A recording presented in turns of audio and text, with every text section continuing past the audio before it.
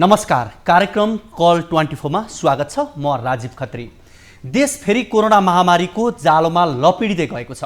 आम नेपाली त्रसित छन्। देशका 56 जिल्ला अघोषित लकडाउन अर्थात् निषेधाज्ञामा गइसकेको छ। जताततै अभाव सुरु भएको छ। अस्पतालमा बेड र अक्सिजनको अभाव हुँदै गएको छ। कतै एम्बुलेन्सको अभाव छ त कतै औषधिको अभाव। धेरै जिल्लाका अस्पतालहरू संक्रमितले भरिभराउ बनिसके। जिल्लाहरूको अवस्था के छ? अस्पतालहरूमा उपचारार्थ संक्रमितहरूको अवस्था कस्तो छ? यही विषयमा केन्द्रित रहेर कल 24 को आजको संस्करणमा जिल्लास्थित हाम्रा टिभी जर्नलिस्टहरूसँग जानकारी लिनेछौँ। यसको अलावा यो जटिल समयमा कसैलाई केही साह्रो गाह्रो र समस्या परे हामीलाई सम्पर्क गर्नुहोस्। हामी तपाईहरूको समस्यालाई सम्बोधन गरी सम्बन्धित निकायमा पुर्याउने र समस्याको समाधान गर्ने प्रयास गर्छौँ। यसको अलावा तपाईँ दर्शकहरूसँग हामी प्रत्यक्ष कुराकानी पनि गर्छौँ र हामीसँग तपाईँहरू प्रत्यक्ष जोडिन पनि सक्नुहुन्छ। हामीलाई सम्पर्क गर्नका लागि टोल फ्री नम्बर 166001 1242 फेरि एकपटक नोट गर्नुहोस्, 166001 1242। त्यसै गरी एनसिएल नम्बर पनि रहेको छ 98 015 72 424 र भाइबर नम्बर पनि रहेको छ 98 84 011 037 मा कल गर्न सक्नुहुन्छ।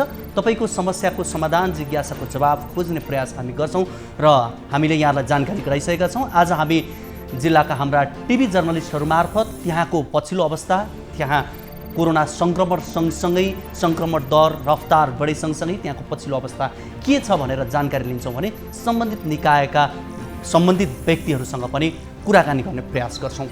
दर्शकवृन्द, नेपालमा बुधबार थप 8659 जनामा कोरोना पुष्टि भएको थियो।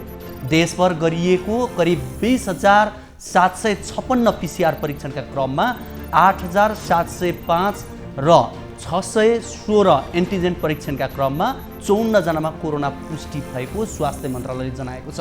यसर्थ पनि हामी के भन्न सक्छौँ भने पछिल्लो समय कोरोनाको रफ्तार बढ्दो छ र यसबाट सबै आम नागरिक भयभीत बनेको अवस्था छ। हुन त यो समस्या नेपालको मात्रै होइन, यति बेला विश्व नै कोरोनाको सङ्क्रमणबाट र कोरोनाको पछिल्लो अवस्थाबाट बढी प्रभावित बन्दै गएको छ। नेपाल पनि यति बेला दोस्रो लहरमा प्रभावित बन्दै गएको छ भने विश्वमा हेर्ने हो भने यति बेला तेस्रो लहर पनि सुरु भइसकेको अवस्था छ। यो सँगै नेपालमा कोरोना सङ्क्रमितको सङ्ख्या 3,59,610 पुगिसकेको हिजोसम्मको तथ्याङ्कले देखाएको छ भने अब आज हुने तथ्याङ्कले यस विषयमा थप यसका नयाँ रेकर्डहरू आउनेछन्, नयाँ तथ्याङ्कहरू आउनेछन् र यसबाट थाहा हुन्छ पछिल्लो अपडेट के छ भन्ने कुरा। त्यो केही समयपछि फेरि हामी राख्नेछौँ। त्यस्तै कोरोनाका कारण थप 58 जनाको मृत्यु भएको छ। त्यसै गरी हालसम्म नेपालमा कोरोनाका कारण 3,475 जनाको मृत्यु भएको छ। त्यस्तै थप 1,993 सङ्क्रमित कोरोना मुक्त हुँदा नेपालमा हालसम्म 2,89,783 जना कोरोना मुक्त भएका छन्। यो मैले यहाँलाई हिजोको तथ्याङ्क राख्दैछु र हिजोकै तथ्याङ्कलाई हेर्ने हो भने 66,352 जना सक्रिय सङ्क्रमित आइसोलेसनमा छन् भने 381 जना क्वारेन्टिनमा छन् र हामी यति बेला भन्न सक्छौँ कोरोनाको सङ्क्रमण रफ्तार बढ्दै गएको छ, जसको प्रभाव बढ्दै गएको छ। हामी देशका विभिन्न स्थानबाट हाम्रा टिभी जर्नलिस्टहरू मार्फत त्यहाँको पछिल्लो अवस्थाको बारेमा यहाँहरूलाई जानकारी गराउँछौँ र तपाईँहरूको पनि कुनै समस्याहरू छन्, कुनै जिज्ञासाहरू छन् भनेदेखि यहाँहरूले हामीलाई हाम्रो टोल फ्री नम्बरमा सम्पर्क गर्न सक्नुहुनेछ र हामी यहाँहरूसँग पछिल्लो समय हेर्ने हो भने कोरोना सङ्क्रमितहरूको सङ्ख्या बढ्दै जाँदा अक्सिजनको अभाव पनि बढ्दै गएको छ। सरकारले सबै अक्सिजन सिलिन्डरहरू अस्पतालमा उपलब्ध हुने गरी फिर्ता गर्न आग्रह गरेको छ। त्यस्तै गरी अनुगमनका क्रममा धेरै मात्रामा अक्सिजन सिलिन्डरहरू खाली रहने वा भरेर भण्डारण गरेर राखेको पाइएको भन्दै उद्योगी व्यवसायी र सरकारवालाहरूलाई स्वास्थ्य तथा जनसङ्ख्या मन्त्रालयले सिलिन्डर अस्पतालमा फिर्ता गरिदिन आग्रह गरेको छ। पक्कै पनि दर्शकवृन्द, हामी केही समय अगाडिको मात्रै कुरा पनि यहाँहरूलाई थाहा छ। भारतमा पनि अक्सिजनको सिलिन्डर अभाव हुँदा र भारतको अदालतले त केसम्म फैसला गरिदियो भने यदि अक्सिजन आम व्यक्ति या कसैले कुनै गिरोहले लुकाउने काम गरे र अक्सिजनको अभाव कृत्रिम अभाव सिर्जना गरेको खण्डमा मृत्युदण्डको सजायसम्म दिने व्यवस्था गरिसकेको छ। भनेको कोरोना सङ्क्रमितहरूका लागि अक्सिजन अत्यन्त आवश्यक हुन्छ र यो बेलामा अक्सिजनको सिलिन्डर थन्क्याएर राखिएको छ या लुकाइएको छ भने सरकारले बारम्बार भनिरहेको छ फिर्ता गर्नका लागि। र यस्तो परिस्थितिमा घरमा अक्सिजन लुकाएर राख्नु या कुनै गिरोह या कोही व्यवसायीहरूले यसलाई लुकाएर राख्नु भनेको यो एउटा अक्षम्य अपराध पनि हो। कोरोना भाइरसको गम्भीर सङ्क्रमित भेटिएपछि पछिल्लो समय अस्पतालहरूमा अक्सिजनको अभाव हुने खतरा बढेको छ र मानिसहरूले आफै घरमा अक्सिजन सिलिन्डर राख्ने गरेकाले अभाव भएको अस्पतालहरूको पनि दाबी छ। हामी देशका विभिन्न स्थानबाट हाम्रा टिभी जर्नलिस्टहरू मार्फत त्यहाँको पछिल्लो अवस्थाको बारेमा यहाँहरूलाई जानकारी गराइरहेका छौँ। र पछिल्लो समय पर्सा जुन एउटा ठुलो नाका पनि हो, नेपाल सामान भारतबाट सामान आयात निर्यात गर्ने एउटा महत्त्वपूर्ण नाका पनि हो र यहाँबाट धेरै सङ्ख्यामा मानिसहरूको आवत जावत पनि हुने गर्छ र पछिल्लो समय हट स्पटको रूपमा पर्सा पनि बन्दै गएको थियो। यस विषयमा हामी थप जानकारी लिनका लागि यति बेला पर्साबाट हामीसँग टिभी जर्नलिस्ट मुस्कान श्रेष्ठ जोडिनु भएको छ। उहाँसँग हामी त्यहाँको पछिल्लो अवस्थाको बारेमा जानकारी लिन्छौँ। मुस्कान, अहिले पर्सा विशेष गरी वीरगञ्जको पछिल्लो अवस्था के छ, जानकारी गराउनुहोस्। राजीव, वीरगञ्जमा समग्र पर्सा जिल्लामा चाहिँ यति बेला कोरोना संक्रमणको संख्या बढ्दै गइरहेको छ र पछिल्लो 24 घण्टाको तथ्याङ्क हेर्ने हो भने 192 जनाको स्वाब कलेक्ट गर्दाखेरि 151 जना चाहिँ कोरोना संक्रमण पुष्टि भएको छ, जसमध्ये चाहिँ 132 जनाको PCR परीक्षण गरिएको थियो भने एन्टिजेन परीक्षणबाट 19 जनाको संक्रमण पुष्टि भएको छ र पर्सा जिल्लामा मात्र 109 जना कोरोना संक्रमण पुष्टि भइसकेको छ र अहिलेसम्म बिहानदेखि अहिलेसम्मको हामीले डेटा पाए अनुसार 5 जनासम्मको मृत्यु भइसकेको छ र वैशाखदेखि आजसम्मको हामीले मृत्युको संख्याको कुरा गर्नुपर्दाखेरि 45 पुगिसकेको छ कोरोना संक्रमणका कारण मृत्यु हुनेको संख्या। र अब हामीले पर्सा जिल्लामा पछिल्लो समय कोरोना संक्रमणको अवस्था कस्तो छ भनेर त डाटाहरूले नै भनिरहेकै अवस्था छ। एकदमै भयावह अवस्था छ यहाँनिर। कोरोना संक्रमण समुदाय स्तरमा फैलिसक्यो भनेर पनि चिकित्सकहरूले भनिराख्नु भएको छ। र अब कोरोना सङ्क्रमितहरूको उपचारको विषयमा कुराकानी गर्नुपर्दाखेरि बेड र अक्सिजनहरूको कुराकानी गर्नुपर्दाखेरि कुनै बेला नारायणी अस्पताल मात्रै कोरोना सङ्क्रमितहरूको उपचार गरिरहेकोले गर्दाखेरि त्यति बेला बेड अभावको कारणले पनि सङ्क्रमितहरूले उपचार नपाइरहेको कारणले गर्दाखेरि मृत्यु हुनुपर्ने अवस्था आइसकेको थियो भने यति बेला चाहिँ निजी अस्पतालहरूले पनि कोरोना सङ्क्रमितहरूको उपचारको लागि बेडहरू छुट्याएकै छ। तर निजी अस्पतालहरूले चर्को शुल्क लिने गरेकोले गर्दाखेरि विपन्न वर्गका सङ्क्रमितहरूलाई चाहिँ उपचारमा निकै कठिनाइ भइरहेको छ। खास गरी उहाँहरूको लागि चाहिँ केही दिन अगाडिकै घटनाकै कुरा गर्नुपर्दाखेरि एउटा विपन्न वर्गको मानिस निजी अस्पतालमा गएर भर्ना गर्न जाँदाखेरि बेडै छैन भनेर उहाँलाई फिर्ता पनि पठाइएको थियो र पछि नारायणी अस्पतालमा उहाँलाई बेडको व्यवस्था पनि गरिएको थियो राजीव। र अहिले चाहिँ हामीले भन्नुपर्दाखेरि समग्रमा पक्कै पनि निजी अस्पतालमा कोरोना सङ्क्रमितहरूको लागि बेड छुट्याए तापनि विपन्न वर्गहरूको लागि चाहिँ निजी अस्पतालहरूले चाहिँ त्यति खासै वास्ता नगरेको कारणले गर्दाखेरि पनि उहाँहरूको समस्या उहाँहरूको स्वास्थ्यमा चाहिँ हेलचक्राइ भएको भनेर यसै बुझ्दा पनि हुन्छ। र अर्को कुरा फेरि चाहिँ हिजो भर्खरै एउटा घटना पनि भएको थियो नारायणी अस्पतालमा। पछिल्लो समय यहाँले पनि भन्नुभयो छिमेकी मुलुक भारतमा चाहिँ यति बेला अक्सिजनको अभावको सिर्जना भएको छ, त्यहाँ पनि भयावह अवस्था छ भनेर यही छिमेकी मुलुक भारतको अवस्थालाई हेर्दाखेरि र नेपालमा पनि पछिल्लो समय अक्सिजनको अभावले गर्दाखेरि मानिसहरूको मृत्यु भइरहेको कारणले गर्दाखेरि पनि हिजो नारायणी अस्पतालमा सङ्क्रमितको कुरुवाहरूले चाहिँ नारायणी अस्पतालको अक्सिजनहरू स्टकमा राख्नको लागि झगडा समेत गर्नुभएको थियो। त्यहाँ झडप पनि भएको थियो त्यतिखेर र प्रहरी प्रशासनको सहयोगमा त्यो विवादले एकछिन टुङ्ग्यायो पनि। भनेपछि यति बेला अक्सिजनको अभावले गर्दाखेरि मानिसहरूको मृत्यु भइरहेको कारणले गर्दाखेरि यति बेला सङ्क्रमित र सङ्क्रमितको कुरुवाहरूलाई पनि अक्सिजनको अभावले हाम्रो पनि मानिसको या भने सङ्क्रमितको ज्यान जान्छ कि भन्ने डरले अगाडि नै सबै अक्सिजनहरूको लागि चाहिँ स्टकमा राख्ने पनि कामहरू यस्तो हिजो गरिरहेको पनि थियो। र अब चाहिँ स्थानीय प्रशासनले र स्थानीय निकायले यति बेलाखेरि के गरिरहेको छ कोरोना रोकथामको लागि भन्दाखेरि महानगरपालिकाले भोलिबाट वीरगञ्जको यो धर्मशाला जुन एकदमै चर्चित रहेको छ गोपाल मण्डली, त्यसमा चाहिँ 100 बेडको कोरोना अस्थायी कोभिड अस्पताल पनि सञ्चालनमा ल्याउने भएको छ भने 100 बेडको आइसोलेसन सेन्टर पनि भोलिदेखि सञ्चालनमा आउने भएको छ 10 बजेपछि।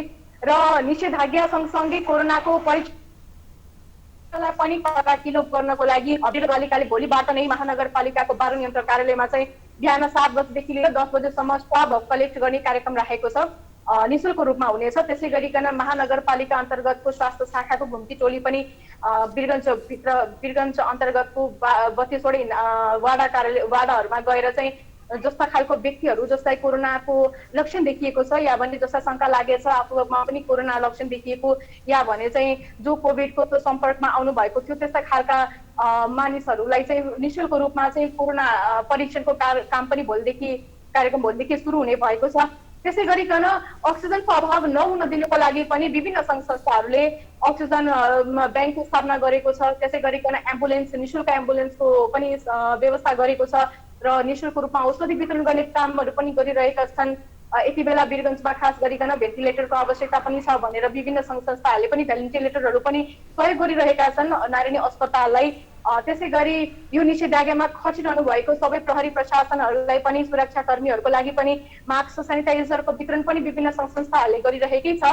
र महानगरपालिकाले चाहिँ अक्सिजन ब्याङ्कको स्थापना गरेको छ जसमा चाहिँ त्यस्ता खालका सङ्क्रमितहरू जो घरमा आइसोलेट भएर बस्नु परेको छ र उहाँलाई अक्सिजनको आवश्यकता परिरहेको छ उहाँहरूले चाहिँ नागरिकता लिएर र त्यो सँगसँगै चाहिँ कोरोनाको त्यो पोजिटिभ टेस्टको रिपोर्ट चाहिँ लिएर अक्सिजन चाहिँ सजिलै आफ्नो प्राप्त गर्न सक्नुहुनेछ। त्यस्तो खालका पनि व्यवस्थाहरू गरिएको छ राजीव।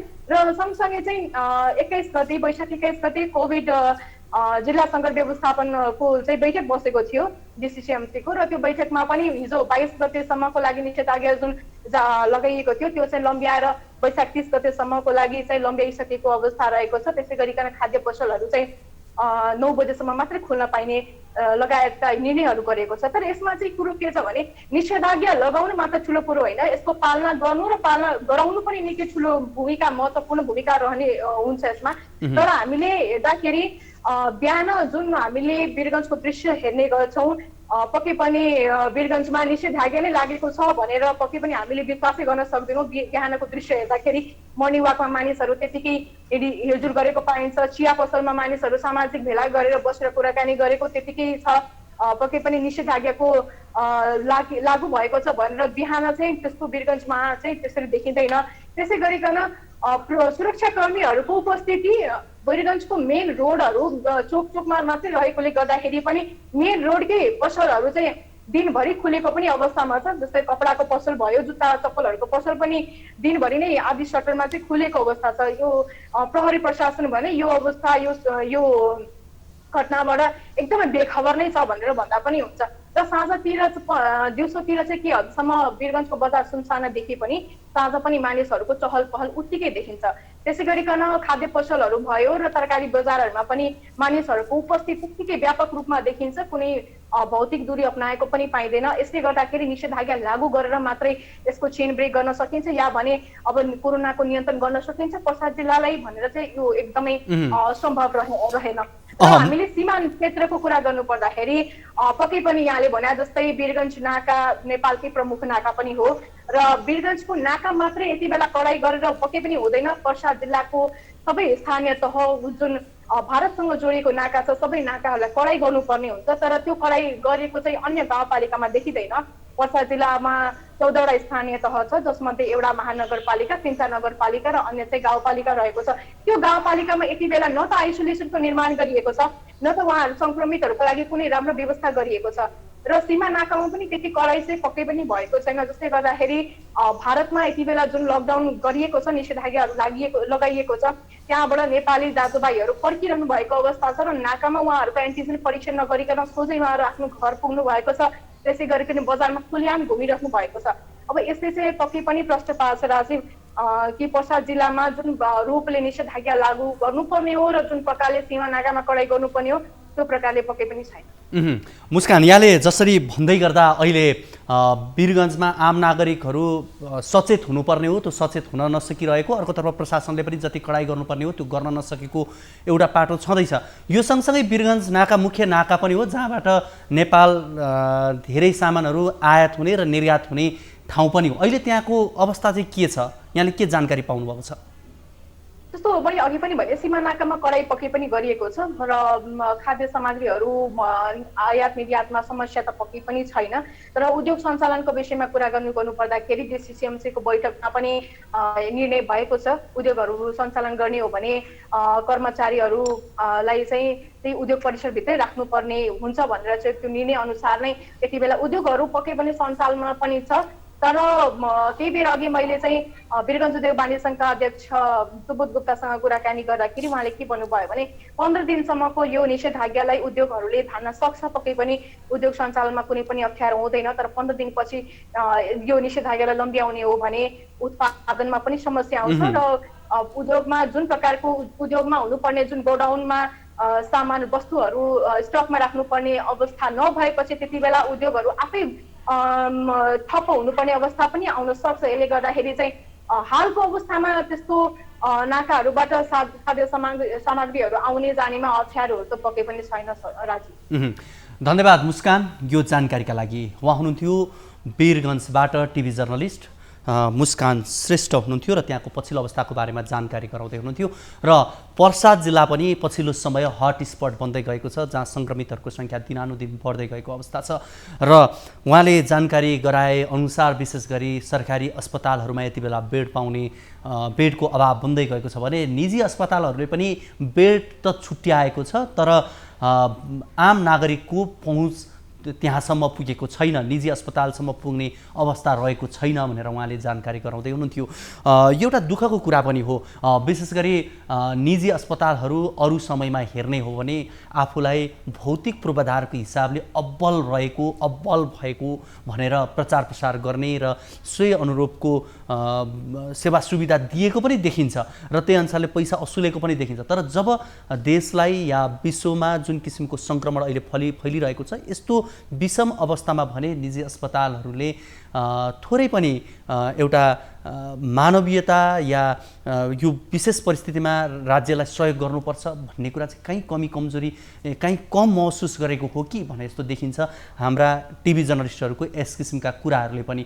त्यस कारणले गर्दाखेरि अर्कोतर्फ भनेको अक्सिजनको समस्या जुन अहिले देशव्यापी नै हुने सम्भावना बढ्दैछ। हुन त सरकारले अहिलेसम्म त्यति असहज अवस्था बनिसकेको छैन, तर बन्न सक्छ भनेर भनिरहेको अवस्था हो। त्यस कारणले अहिले वीरगञ्जमा पनि अक्सिजनको अभाव हुँदै गएको देखिन्छ भनेर उहाँले जानकारी गराउँदै हुनुहुन्थ्यो। र पक्कै पनि यति बेला सरकारले भनिरहेको छ, विशेष गरी स्वास्थ्य मन्त्रालयले अक्सिजन सिलिन्डरहरू घरमा राखिएको छ या व्यावसायिक रूपमा कसैले थन्क्याएर राखिएको छ भने त्यसलाई तत्काल अस्पतालमा फिर्ता गरिदिनलाई आग्रह गरिरहेको पनि छ।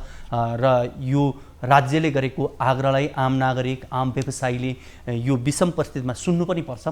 अस्पतालमा न्यायोचित रूपमा अक्सिजन उपलब्ध गराउने व्यवस्था गरिदिन स्थानीय प्रशासनलाई आग्रह गरिरहेको पनि छ। र यति बेला लकडाउनको हिसाबले हेर्ने हो भने र निषेधाज्ञाको हिसाबले हेर्ने हो भने यति बेला 56 जिल्लामा आजदेखि थप 4 जिल्लामा निषेधाज्ञा लागू भएको छ।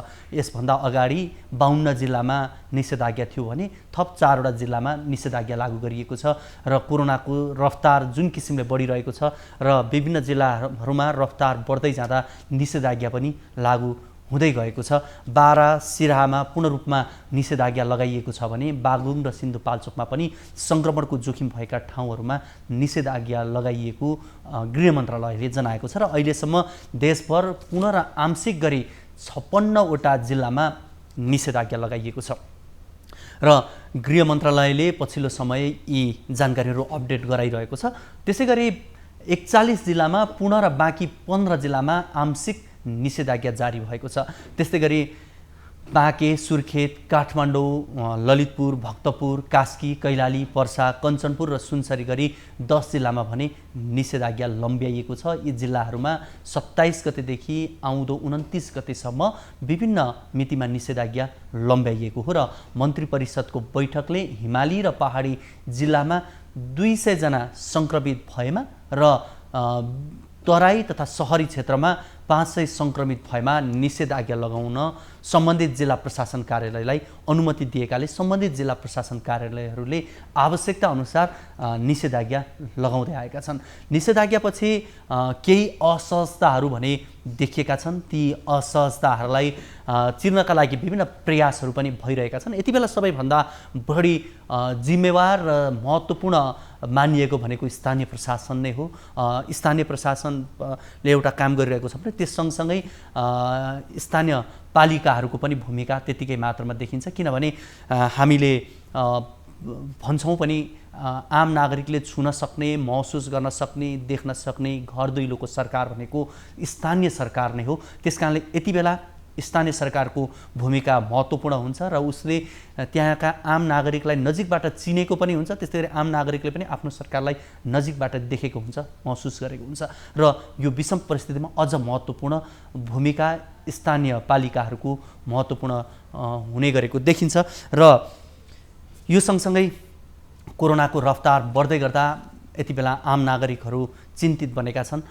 एकातर्फ निषेधाज्ञा लम्बिँदैछ, राज्यले कोरोना सङ्क्रमणबाट बच्न र बचाउनका लागि विविध उपायहरू अपनाउँदै निषेधाज्ञा जारी गरेको छ र यसलाई पूर्ण रूपमा पालना गर्नका लागि आग्रह गर्दै आइरहेको छ भने आम नागरिकले पनि यसलाई पालना गरेको देखिन्छ। तर पनि केही व्यक्तिहरू अझै पनि जसरी यो लकडाउन, यो निषेधाज्ञा राज्यले विषम परिस्थिति भएर लागू गरेको हो भन्ने कुरालाई महसुस नगर्दा र यसलाई अझ आत्मसात नगरिदिँदा सङ्क्रमण दर बढ्दै गएको देखिन्छ र जोखिम पनि बढ्दो अवस्थामा देखिन्छ।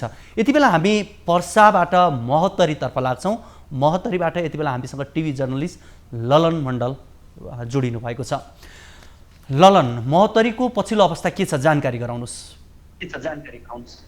समग्र महोत्तरी जिल्लाको कुराकानी गर्दाखेरि महोत्तरी जिल्लामा हिजोदेखि निषेधाज्ञा जारी भएको छ। हिजो कतिपय ठाउँ जस्तै महोत्तरीको गौशाला नगरपालिका, बर्दिवास नगरपालिका यी विभिन्न ठाउँहरूमा निषेधाज्ञा लागू भएसँगै व्यापारी केन्द्रहरू पनि बन्द भएको देखिन्छ। तर कतिपय ठाउँमा यस्तो पनि देखिन्छ कि मै हुँ भन्ने व्यापारीहरू पसलहरू खोलेर पनि पसल सञ्चालन गरेको पनि हिजो हामीले पायौँ। आज हामी महोत्तरीको विभिन्न ठाउँमा अनुगमन गर्दै गर्दाखेरि बर्दिवासमा पनि त्यस्तै किसिमको पसलहरू खोलेको कतिपय ठाउँहरूमा पाएको थियो। जस्तै यहाँनिर अब कपडा व्यवसायहरू, टेलर खोलिदिने अब पसलहरू खोलेको हामीले विभिन्न ठाउँमा पायौँ। यातायातको कुराकानी गर्दाखेरि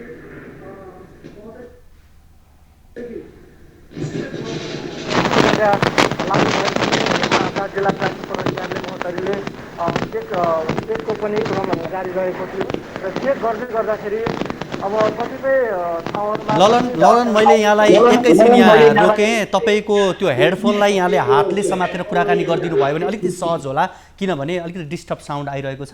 हुन्छ, यहाँले जानकारी गराउनुहोस्।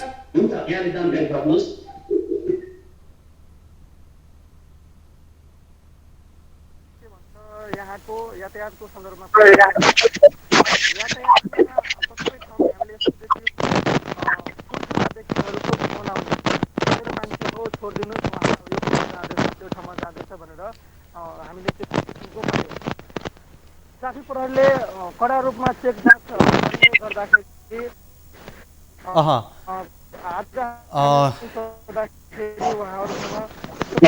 भन्दाखेरि अब यहाँका स्थानीय सरकारले नै हामीलाई त्यस्तो कडा रूपमा प्रशासनिक अधिकार दिनुभएको छैन र हामीले अब के गर्ने, फोन आउँछ फलानु हो चिलानु हो भनेर हामीले छोड्न बाध्य हुन्छौँ भनेर हामीलाई जिल्ला प्रहरी कार्यालय का प्रवक्ताहरूले पनि जानकारी गराउनु भएको थियो।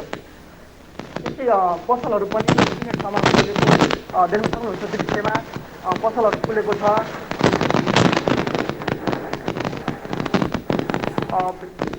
जिल्लाको पश्चिमी राजमार्गमा पश्चिमी राजमार्गमा यति बेला जुन पश्चिमी राजमार्ग खुकुलो हजुर हजुर धन्यवाद ललन यो जानकारीका लागि। उहाँ हुनुहुन्थ्यो महोत्तरीबाट टिभी जर्नलिस्ट ललन मण्डल। उहाँसँग हामीले महोत्तरीको बारेमा त्यहाँको पछिल्लो अवस्थाको बारेमा जानकारी लिने प्रयास गऱ्यौँ, तर केही प्राविधिक कारणले उहाँसँगको कुराकानीलाई हामीले लम्ब्याउन सकेनौँ।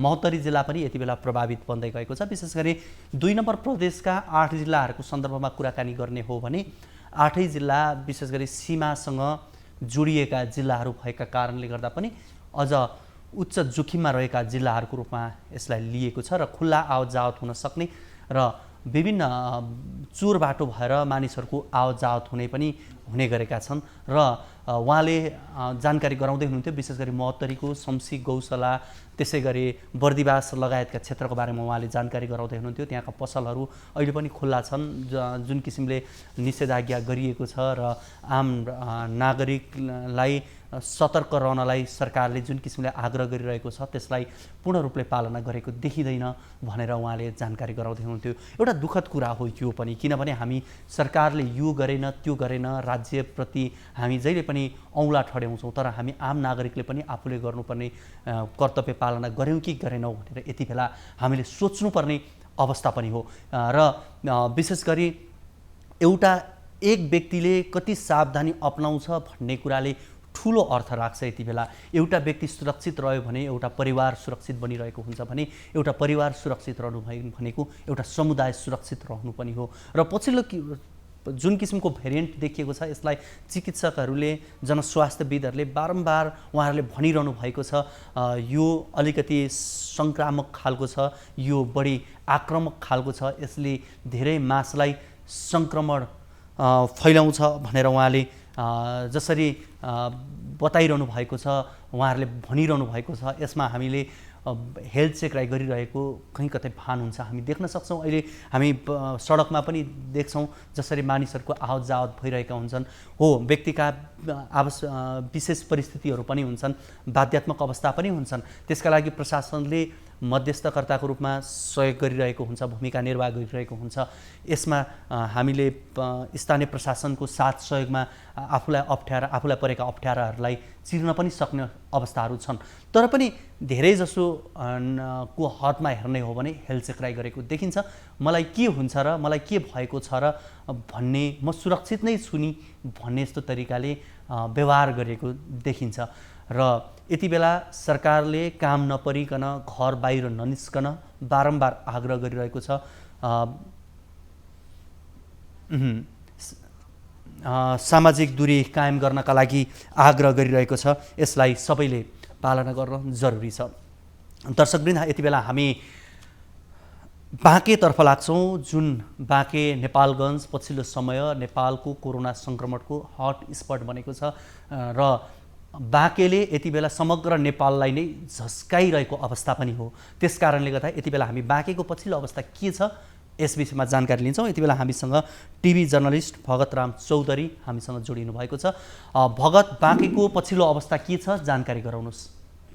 यति बेला बाँकेको नेपालगञ्ज एकदम कोरोना हस्पिटल बनेको छ, जहाँ दिन प्रतिदिन 10 देखि 1 दर्जनसम्मको मान्छे कोरोनाका कारण मृत्यु हुने गरेको छ। यति बेला अहिलेसम्म बाँकेमा मात्रै 160 जनाको मृत्यु भइसकेको छ भने बाँकेमा आएर उपचार गर्ने क्रममा 128 जनाको मृत्यु भइसकेको छ। अहिले यति बेला लकडाउन जारी छ नेपालमा। एकदम कोरोनाको कारण बाँके जिल्ला एकदम हुन्छ, भन्नुहोस्। देखिएको छ राज्य भगतराम, हिजो मात्रै एकै रातमा 10 जनाको सङ्क्रमितको मृत्यु पनि भयो बाँकेमा र यसरी जुन किसिमको रफ्तार सङ्क्रमणको देखिएको छ र 1 हप्ता अगाडि जुन किसिमको रफ्तार थियो, अहिले निषेधाज्ञा त्यहाँ लकडाउन गरिसकिसकेपछिको केही क्रमिक सुधार भन्ने देखिएको हो, त्यो महसुस गर्न सकिन्छ?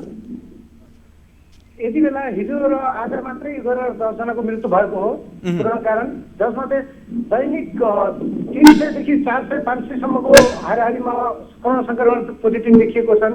अहिले नेपालको हस्पिटलहरूमा भरि भराउ छन्, बेडको अभाव छ, अक्सिजन अभाव छ, जसको कारण अहिले नयाँ सङ्क्रमितको उपचारको क्रममा भर्ना लिने अवस्था हस्पिटलमा देखिएको छैन। दिन प्रतिदिन 500 देखि 600सम्मको भर्ना बनाउने कोरोनाको बिरामीहरू एकदम हताश भएका छन्। उनीहरू उपचार गर्ने ठाउँ छैन। दिन प्रतिदिन यो अहिले सीमा नाका हुँदै आउने नेपाली पनि एकदम बजिरहेको अवस्था छ यहाँ राजनीति। अहिले जसरी यहाँले सीमा नाकाको कुरा गर्नुभयो, सीमा नाकाबाट आउने नेपालीहरूको सङ्ख्या बढ्दो छ। उनीहरूलाई आउँदा जाँदा के कसरी लाने ल्याउने व्यवस्था गरिएको छ? के छ उनीहरूको चेक कतिको गरिन्छ? PCR टेस्ट गरेर मात्रै ल्याउने गरिएको छ या के छ? हिजोसम्म हामीले सीमा नाका जमुना नेपालको जमुना भन्सारमा उठ्दाखेरि लगभग 60,000 जति भारतबाट नेपाल प्रवेश गरिसकेका छन्, जसमा 113 जना पोजिटिभ देखिएका थिए भने मुख्य सीमा नाका एकदम कडा गरिएको हामीले पाएका छौँ। भने मुख्य सीमा नाकाको उत्तर पूर्व करिब 100 मिटर अगाडि खुल्ला सीमा नाका रुपैडिहा भारतको रुपैडिहासँग जोडिएको छ, जहाँ हामी नेपाल र इन्डिया एकदम खुल्ला बोर्डर छ।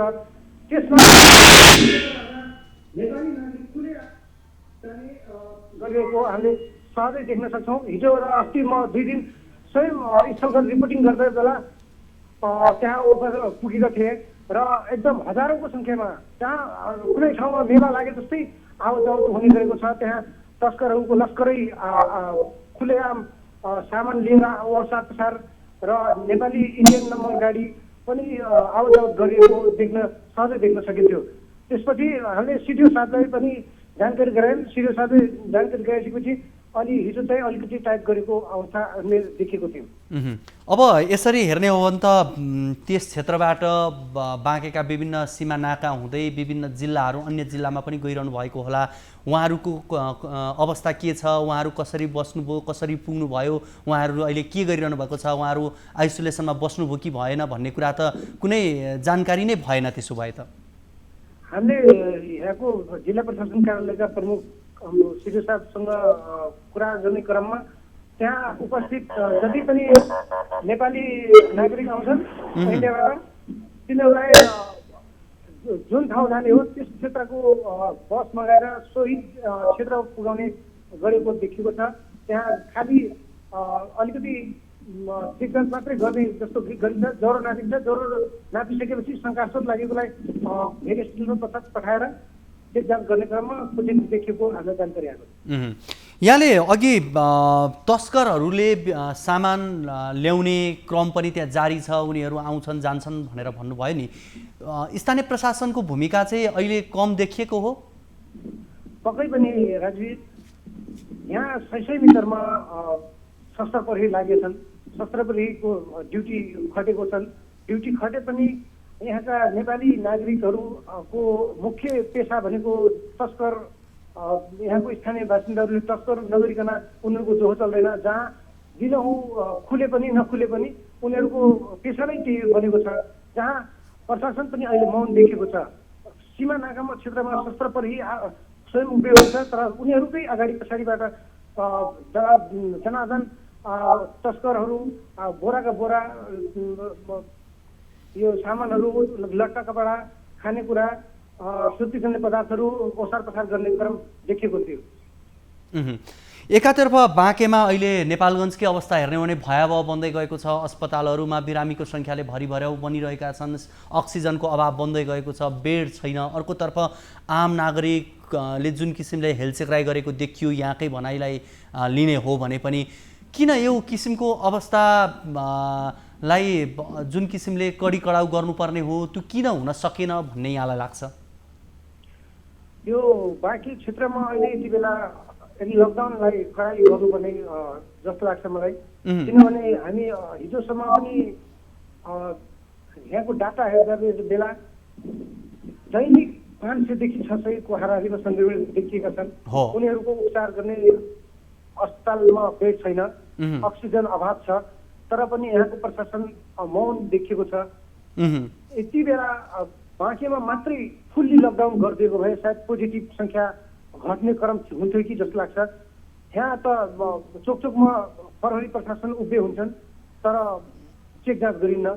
आवत तीव्र गतिमा भइरहेको हुन्छ। अटो रिक्सा, सवारी साधन, मोटरसाइकल एकदम पैदल यात्रुहरू हिँडडुल गर्ने क्रम जारी छ।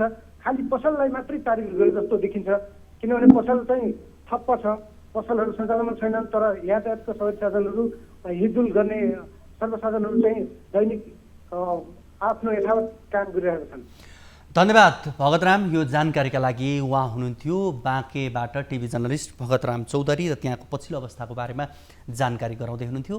र बाँके यति बेला देशकै हट स्पटको रूपमा रहेको छ र पछिल्लो समय बाँकेमा जुन किसिमको सङ्क्रमण दर बढ्दै गयो यसले देशलाई नै झस्काएको अवस्था पनि हो। तर पनि यति हुँदै गर्दा पनि जहाँ सीमावर्ती क्षेत्रमा मानिसहरूको आवत जावत, विशेष गरी तस्करहरूको आवत जावत यति बेला खुबै मौलाएको छ, जहाँ प्रहरी प्रशासन करिब मौन जस्तो अवस्थामा देखिएको भनेर उहाँले जानकारी गराउँदै हुनुहुन्थ्यो भने अर्कोतर्फ सङ्क्रमितहरू दैनिक जसो 500-600 जना त्यहाँ थपिरहेको अवस्था छ। त्यस्तै गरी मृत्यु हुनेको सङ्ख्या पनि बाँकेमा पछिल्लो समय बढ्दै गएको छ। हिजोदेखि आजसम्म हेर्ने भने करिब 10 जनाको मृत्यु भइसकेको छ कोरोना सङ्क्रमणकै कारण। र पनि जुन किसिमको सावधानी अपनाउनु पर्थ्यो सम्बन्धित निकायले होस् या आम नागरिकले होस् त्यो चाहिँ कम देखिएको हो कि भन्ने उहाँको आशंका थियो। उहाँले यो जानकारी हामीलाई गराउनु भयो। यति बेला हामी लाग्छौँ रूपन्देहीतर्फ। रूपन्देहीबाट हामीसँग टिभी जर्नलिस्ट शिव डुम्रे यति बेला जोडिनु भएको छ। शिव, रूपन्देहीको पछिल्लो अवस्था के छ, जानकारी गराउनुहोस्।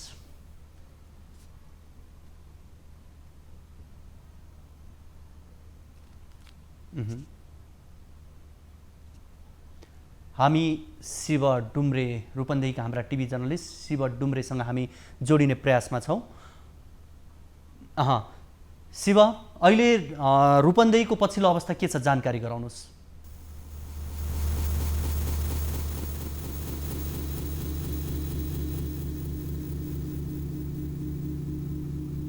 शिव, यहाँले मलाई सुनिरहनु भएको छ?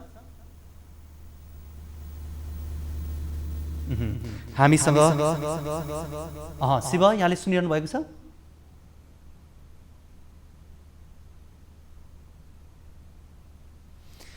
हामी रूपन्देहीतर्फ जोडिने प्रयासमा छौँ र विशेष गरी रूपन्देहीमा पनि कोरोना सङ्क्रमितको सङ्ख्या पछिल्लो समय बढ्दै गएको छ। यो पनि सीमावर्ती क्षेत्र भएका कारणले यहाँ पनि जोखिम त्यति नै मात्रामा बढ्दो रूपमा रहेको देखिन्छ।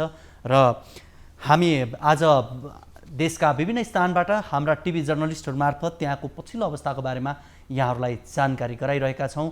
र यति बेला देशका आज थप 4वटा जिल्लामा निषेधाज्ञा जारी गरेसँगै निषेधाज्ञा भएका जिल्लाहरू 56 पुगेका छन् र 56वटा जिल्लामा निषेधाज्ञा जारी रहेको छ भने आज थप भएका जिल्लाहरूमा केहीमा आंशिक रूपमा जिल्लाका केही विभिन्न ठाउँहरूमा मात्रै स्थानीय पालिकाहरूलाई लक्षित गरेर मात्रै पनि निषेधाज्ञा लागू गरिएको छ। यसरी हेर्दा यति बेला 56वटा जिल्लामा निषेधाज्ञा लागू गरिएको छ। कोरोनाको दोस्रो लहरले यति बेला नेपाललाई लपेटेको छ र कोरोनाको दोस्रो लहर आउन सक्छ भन्ने विज्ञहरूले विगतदेखि नै सचेत गराउँदै आएका पनि थिए। जसरी भारतमा कोरोना सङ्क्रमणको रफ्तार बढ्दै गयो र हामीले विगतलाई पनि एकचोटि फर्केर हेर्न जरुरी हुन्छ। जति बेला चीनको वुहानमा कोरोना सङ्क्रमण बढ्दै गर्दा र त्यहाँबाट फैलिँदै गर्दा चीनबाट आउने एकजना विद्यार्थी जो नेपाल आउँदै गर्दा उनमा देखिए पनि त्यसले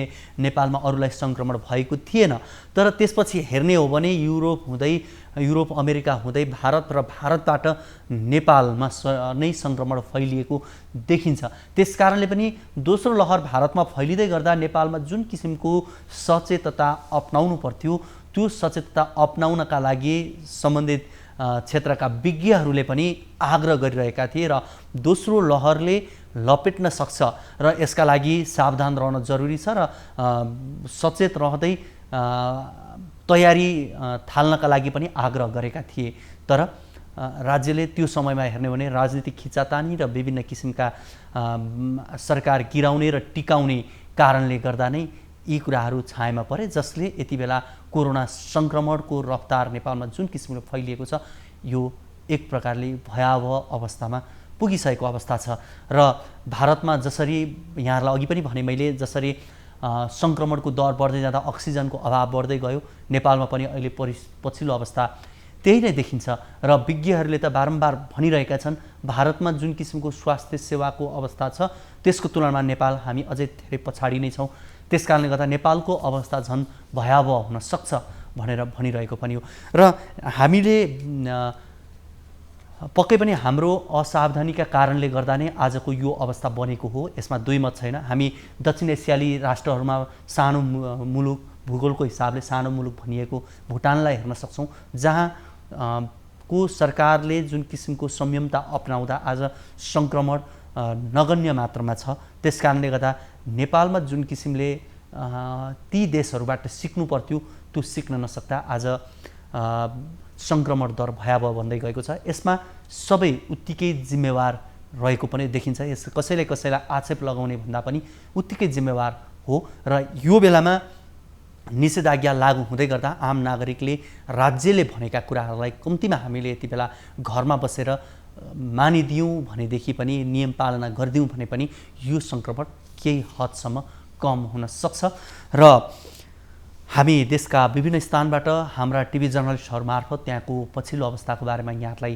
जानकारी गराइरहेका छौँ। जसरी हामीले वीरगञ्ज, त्यसै गरी महोत्तरी र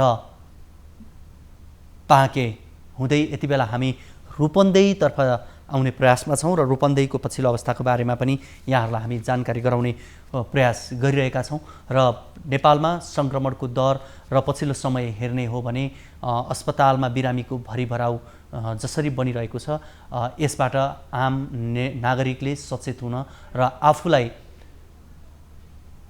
म सुरक्षित छु, म सुरक्षित हुनुपर्छ भनेर महसुस गर्ने अवस्था बनाउन जरुरी छ।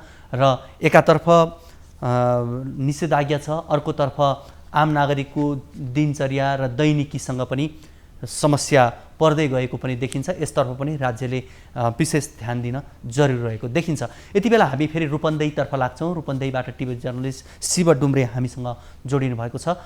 शिव, रूपन्देहीको पछिल्लो अवस्था के छ, जानकारी गराउनुहोस्। पक्कै पनि देशभरमा जस्तै रूपन्देहीमा पनि पछिल्लो कोरोनाको महामारी जर्जर अवस्थामा पुगिरहेको छ। रूपन्देहीमा रहेका 4वटा निजी र सरकारी गरी 4वटा कोरोना विशेष अस्पतालहरू रूपन्देहीमा सञ्चालित छन् र यी 4वटै अस्पतालहरूमा यति बेला अक्सिजनको अभाव भएको भनेर आज बिहानदेखि नै यो समाचारहरू हामीले प्रकाशन प्रसारण गरिरहेको अवस्था छ। यति बेला रूपन्देहीमा 3वटा उद्योगहरूबाट अक्सिजन प्लान्टहरू चाहिँ छन्, तर तीबाट पनि सप्लाई राम्रो नभएको कारणले गर्दा बिरामीहरू कोरोनाको मात्रै नभएर अन्य विभिन्न रोगका बिरामीहरू पनि यति बेला अक्सिजन नपाएर छटपटिनु पर्ने अवस्थामा पुगेको यो निकै दुःखद अवस्था रूपन्देहीको छ। र रूपन्देही एउटा लुम्बिनी प्रदेशको मुकाम पनि भएको कारणले गर्दा यहाँ हिजो मात्रै 49 जनाको निधन भएको थियो। समग्र लुम्बिनी प्रदेशमा 49 जनाको निधन भएको थियो। यसले गर्दा के देखाउँछ भने रूपन्देहीमा यो खुला सिमाना, अहिले पनि खुला सिमानाबाट भारतीयहरू आवत जावत गर्ने अवस्थाहरू छ। यसले गर्दा पूर्ण रूपमा तलपट्टिका सिमाना क्षेत्रका स्थानीय तहहरूले पूर्ण रूपमा यसलाई चाहिँ कडाई गर्न नसक्दाखेरि अहिले पनि यो भेरिएन्ट, यो कोरोना एकदमै सङ्ख्यात्मक रूपमा वृद्धि भइरहेको अवस्था छ रूपन्देहीमा। शिव, यहाँले अहिले जसरी खुला सीमाका कारणले गर्दा मानिसहरूको आवत जावत जुन प्रकारको रहेको छ, यो अहिले बताउनु भएको कुरा अहिले पनि त्यस्तै अवस्था छ? मानिसहरूको खुला सीमाबाट आवत जावत हुने अवस्था त्यस्तै नै हो?